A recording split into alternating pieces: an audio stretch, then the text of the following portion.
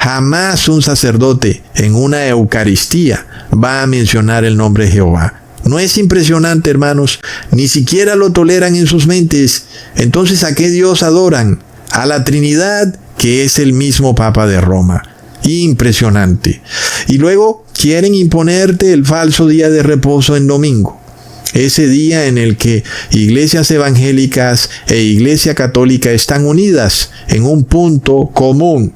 No es de locos, quieren obligarte a que adores a la Trinidad, a que te pongas el bautismo negro, la vacuna. Es impresionante. Hermanos, el Papa de Roma cambió los tiempos y la ley. Y es algo que ahora lo podemos entender todavía mejor cuando se nos dice que el cumplimiento de la ley es el amor. ¿Qué pasa cuando el Papa cambió la ley? No hay amor en la sociedad. Y es lo que estamos viendo, ¿verdad, hermanos? Y si el Papa cambió la ley, los que obedecen esos falsos mandamientos o esa falsa ley del Papa de Roma, no aman, sino que odian. Ese amor que manifiestan, cuando nosotros los vemos diciendo, haz esto como un acto de amor, no lo hagas por ti, hazlo por el otro, no es amor. ¿Verdad, hermanos? Es odio, como ya lo vimos durante el 2020, donde te decían que te pusieras un líquido putrefacto en tu cuerpo, que te podía causar la muerte, solo que dizque para que se salvara el vecino. ¿Acaso eso es amor? Es evidente que es odio. Entonces, volviendo al apóstol Pablo, él hace un voto en donde él se rasuró la cabeza para entrar al templo y predicarle a los judíos. A uno pudiera parecerle de entrada que es parte de la ley ceremonial. Pero si nosotros vemos, hacer voto es también parte de la ley moral. No tiene nada de malo en que tú le hagas voto a Dios. Sin embargo, cuando nosotros miramos la ley ceremonial, no solo tenías que raparte la cabeza, tenías que llevar una tórtola al templo como una especie de ofrenda. Y eso no lo terminó de hacer el apóstol Pablo. Es decir, él llega hasta cierto punto y luego lo que sigue él no lo hace. Entonces él solo hizo un voto y eso no significa que estaba bajo la ley ceremonial. Leamos en Salmos capítulo 76 versículo 11. Prometed y pagad a Jehová vuestro Dios, todos los que están alrededor de él traigan ofrendas al temible. Entonces podemos ver que no es necesario que tú te sometas a la ley del nazareato y que te pongas a mirar esa ley en el Viejo Testamento, como algunos me habían preguntado ya. Pero si tú quieres hacerle voto o una promesa a Dios, puedes hacerlo sin estar mirando la ley del nazareato. Puedes prometerle lo que quieras a Dios como haciendo una especie de voto. Pero mucho ojo, lo que sea que vayas a prometer, asegúrate de poder cumplirlo, porque entonces estarías pecando gravemente. Cuando tú prometes algo a Dios y luego no lo cumples, entonces ahora el problema es peor. Tú quieres hacer algo bueno con Dios y luego prometes algo, pero no lo cumples. Así que tienes que también hacer memoria de aquello que tú has prometido y que luego no lo has cumplido. Y deberías pedir perdón por eso, o deberías tratar de cumplirlo de una vez por todas. Porque siempre que tú prometas algo, asegúrate de que sea algo que tú vas a cumplir. ¿Ok? Leamos en Eclesiastes capítulo 5 versículo 4 al 5. Cuando a Dios haces promesa, no tardes en cumplirla, porque Él no se complace en los insensatos. Cumple lo que prometes, mejor es que no prometas, y no que prometas y no cumplas. Entonces, esta ley es obviamente parte de la ley moral, hace parte del primer mandamiento, donde dice, no tendrás dioses ajenos delante de mí. Todo lo que tenga que ver con Dios y con Jesús debe ser de la máxima santidad. Si tú prometes algo, tienes que cumplirlo. Entonces debes asegurarte de no prometer algo que tú luego vas a decir, un momento, no puedo cumplir eso que prometí. Recordemos que en el Viejo Testamento hay una historia real de eso. en donde alguien promete algo y luego se da cuenta de su error y luego tiene que cumplirlo. Leamos en Jueces capítulo 11, versículo 30 al 31. Y Jefté hizo voto a Jehová, diciendo: si entregares a los amonitas en mis manos, cualquiera que saliere de las puertas de mi casa a recibirme, cuando regrese victorioso de los amonitas, será de Jehová, y lo ofreceré en holocausto. Lo vemos, entonces Jefté hizo voto, pero no se rapó la cabeza, no hizo esta ley del nazareato, pero hizo un voto. Y en este caso, cuando venció a los amonitas, gracias a Dios, y fue a llegar a su casa después de la batalla, quien salió primero a recibirlo fue su hija. Y yo no sé Jefté qué estaría pensando, que quién era el que lo iba a recibir, ¿verdad? Sería que Jefté tal vez estaba pensando que iba a ser su suegra la que iba a recibirlo de primero.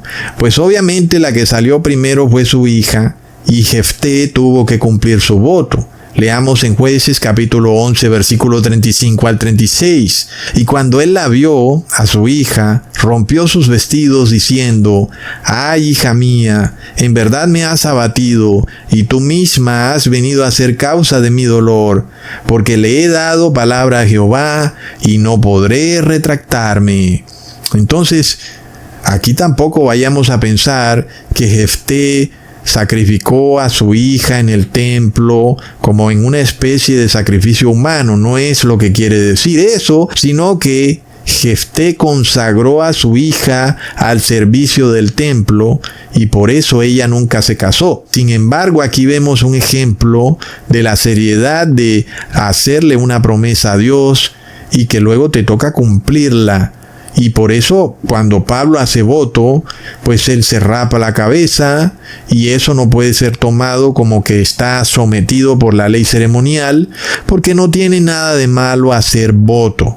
Tú puedes hacer voto o promesa de lo que tú quieras, inclusive para aquellos que son muy egocéntricos y que tienen un peinado muy vistoso, como ocurre con algunos hombres, pues yo creo que no está de más que de vez en cuando hagan ese voto y se rapen la cabeza, y entonces uno puede ver desde cierto punto de vista que es una promesa válida a Dios. Entonces, cuando el apóstol Pablo hace este voto, pues él no está sometido a la ley ceremonial, y claramente nosotros vemos que él lo expresa en este versículo que les acabé de leer, cuando dice que él se presenta como sujeto a la ley, aunque realmente no está sujeto a la ley. Y él no lo está diciendo de forma hipócrita, no lo dice como que, vamos, estoy actuando así, pero realmente no soy así. No, sino que lo dice como un principio verdadero, que hacer voto, aunque pareciera que es estar sujeto a la ley, en realidad no es estar sujeto a la ley, hablando de la ley ceremonial, por supuesto. Tú puedes hacer el voto que quieras. Algunas personas dirán que estás sujeta a la ley del nazareato porque te has rapado la cabeza, pero no es cierto, has hecho un voto.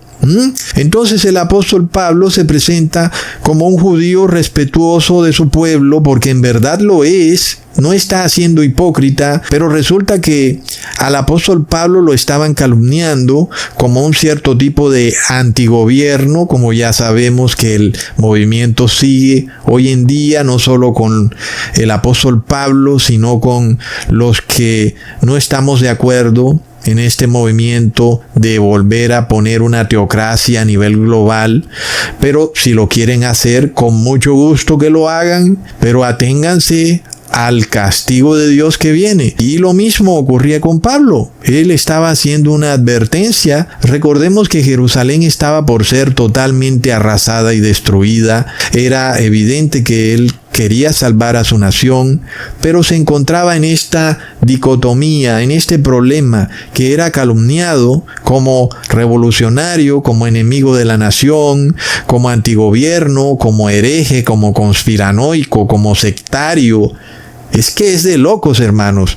Uno se pone a ver esta gente que sigue llamando a otras religiones como sectas, y es que es impresionante cómo esto no cambia. El ser humano realmente no cambia. Miremos entonces que Pablo estaba muy calumniado por la gente, por los judíos. Hoy en día sigue, inclusive esto, nosotros lo vimos en el grupo de Telegram cuando alguien que se hacía pasar por judío o judía venía a decir que Pablo era un falso profeta, enemigo del pueblo hebreo, un falso judío, y que su interés era derrumbar a la nación hebrea y a su religión. Y en realidad lo que buscaba Pablo era liberar a los judíos de falsos ritos y ceremonias que no salvan a nadie, ¿verdad? Miremos eso tan absurdo de estar llevando una paloma a un templo y que ya por eso tú estás salvado cuando hay cientos de miles de palomas volando en el cielo. Es decir, no has hecho nada especial, ¿verdad, hermanos? Entonces el apóstol Pablo libera o quería liberar al pueblo judío de la ley ceremonial para traerlos a Jesús y para llevarlos al arrepentimiento. Como ya les dije al inicio del video, Pablo aplica esta misma forma de pensar no solo con los judíos, inclusive también con los gentiles, cosa que también es sacada fuera de contexto, ya no por los judíos de hoy, sino por los gentiles de hoy. Esto es de locos, hermanos. Entonces ahora los gentiles dicen que tú puedes comer lo que quieras comer porque Pablo comía con los gentiles. Es decir, realmente uno como que, vamos, o sea, no puedes leer lo que dice la Biblia claramente. No quiere decir Pablo jamás que tú ahora puedes comer cerdo o reptiles nada más porque estás comiendo con un gentil. Leamos en 1 Corintios capítulo 10, versículo 27 al 28. Si algún incrédulo os invita y queréis ir, de todo lo que se os ponga adelante, comed, sin preguntar nada por motivos de conciencia. Mas si alguien os dijere, esto fue sacrificado a los ídolos, no lo comáis por causa de aquel que lo declaró, y por motivos de conciencia, porque del Señor es la tierra y su plenitud. Entonces el apóstol Pablo no te está diciendo que comas ranas, sapos, ¿verdad? Es como obvio. Entonces te está diciendo que comas de todo, excepto aquello que es inmundo. Es decir, todo tiene que estar dentro de su debido contexto, porque si tú pudieras comer todo lo que te pusieran delante, ¿qué pasaría si te ponen un pollo descompuesto? O si te ponen una serpiente, vas de viaje a China y te sientas y el chino te pone un montón de cucarachas fritas con salsa de soya y entonces tú come todo lo que te pongan delante. No, ¿verdad, hermanos? Esto él lo repite en Romanos capítulo 14, versículo 1 al 3. Recibid al débil en la fe, pero no para contender sobre opiniones, porque uno cree que se ha de comer de todo, otro que es débil come legumbres, el que come no menosprecie al que no come, y el que no come no juzgue al que come, porque Dios le ha recibido. El apóstol Pablo no está derrumbando la ley de Levítico, simplemente se refiere al mismo asunto, es decir, estamos en el mismo contexto. Recordemos que Pedro comía con los gentiles y luego cuando venían los judíos ya no quería comer con los gentiles. Ya vimos que había una ley bajo la cual para el judío era extremadamente ilícito comer con los gentiles. Aquí entonces vemos cómo los evangélicos confunden estos conceptos. Y es porque no entienden los diferentes tipos de ley que existían en el viejo pacto y que aún existen hoy en día. Como ya hemos visto, existe la ley ceremonial, la ley moral y la ley judicial.